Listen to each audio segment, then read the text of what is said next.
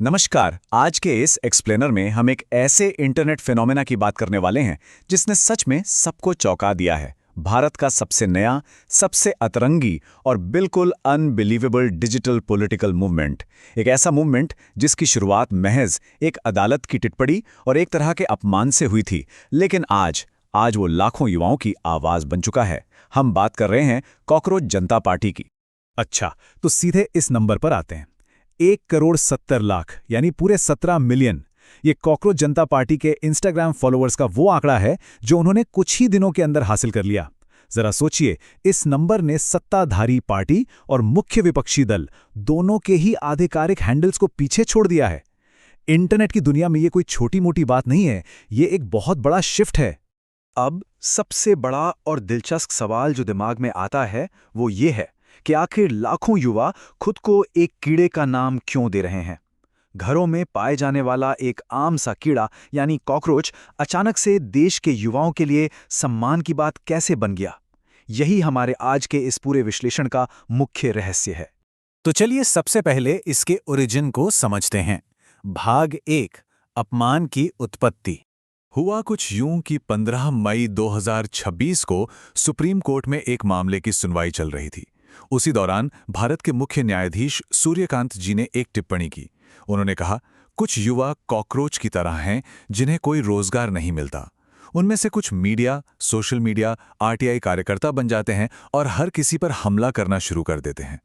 हालांकि यह टिप्पणी एक बहुत ही विशिष्ट संदर्भ में आलोचना के रूप में की गई थी, लेकिन इंटरनेट ने इस शब्द को तुरंत हाथों हाथ लिया और इसे एक हथियार बना दिया।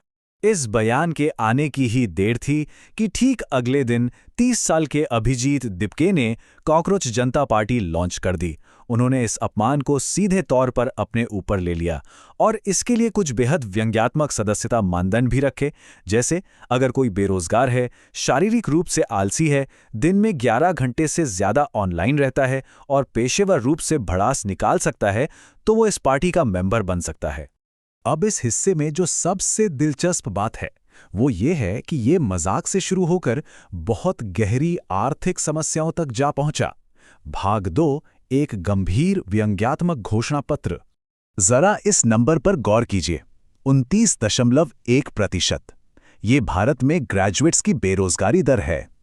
हमारा देश हर साल करीब 80 लाख ग्रेजुएट्स तैयार कर रहा है, लेकिन उनके लिए उतनी नौकरियां नहीं हैं। तो युवाओं की ये हताशा बिल्कुल वास्तविक है। उनका गुस्सा सिर्फ एक इंटरनेट जोक नहीं है, ये एक असली क्राइसिस है जिससे वो हर दिन जूझ रहे हैं। और इसी बीच देश भर में नीट यूजी परीक्षा के पेपर लीक का मामला सामने आ गया। फिर क्या था, इस मूवमेंट ने तेजी से छात्रों के इस असली गुस्से को आवाज दे दी।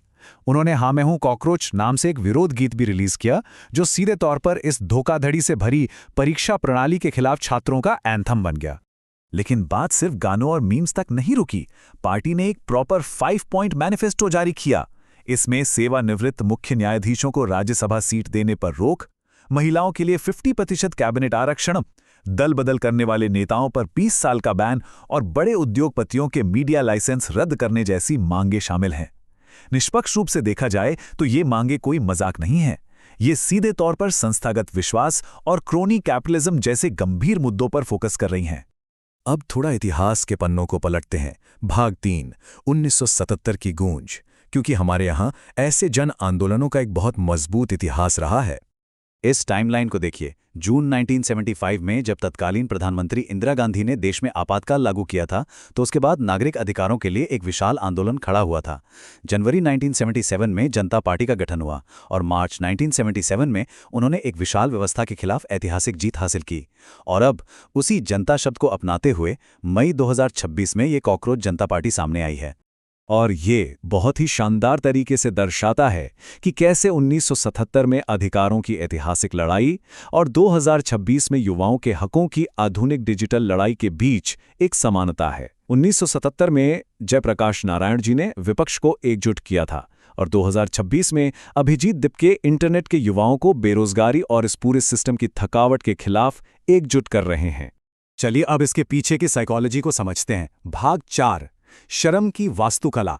द इंडियन एक्सप्रेस का ये कोट देखिए, विडंबना गरिमा की रक्षा करती है क्योंकि यह भागने का रास्ता छोड़ देती है। इसका सीधा सा मतलब ये है कि आज की जनरेशन जो शायद पुरानी पीढ़ियों के आइडियलिज्म के पतन को देख चुकी है, उनके लिए सटायर एक डिफेंस मैकेनिज्म है। सीधे तौर पर अपनी बेरोजगारी का दर्द दिखाने के बजाय वे मीम्स का सहारा लेते हैं, क्योंकि एक मीम के पीछे छुपकर अपनी बात कहना आसान होता है। तो यहाँ सबसे क्रूशल पॉइंट ये है कि जब युवाओं ने खुद ही डंके की चोट पर खुद को आलसी और कॉकरोच कहना शुरू कर दिया, तो उन्होंने एस्टैब्लिशमेंट से उन्हें शर्मिंदा करने की पावर ही छीन ली। जब आप खुद ही उस अपमानजनक शब्द को अपना लेते हैं, तो फिर कोई दूसरा आपको उस शब्द से कैसे नीचा दिखा सकता है? अब जाहिर सी बात है, जब कोई मूवमेंट इतना बड़ा हो जाए तो आधिकारिक प्रतिक्रियाएं भी आएंगी। 21 मई 2026 को एक कानूनी मांग के चलते भारत में कॉकरोच जनता पार्टी के आधिकारिक एक्स यानी ट्विटर अकाउंट पर रोक लगा दी गई। और ये ठीक उस समय हुआ जब ऐसी अटकलें तेज थीं कि ये पार्टी बिहार विधानसभा उपचुनाव में अपना उम्मीदवार उतारने पर विचार कर रही है। अब हम इस एक्सप्लेनर के बिल्कुल आखिर में आ गए हैं, और जाते जाते ये सवाल सोचने पर मजबूर करता है।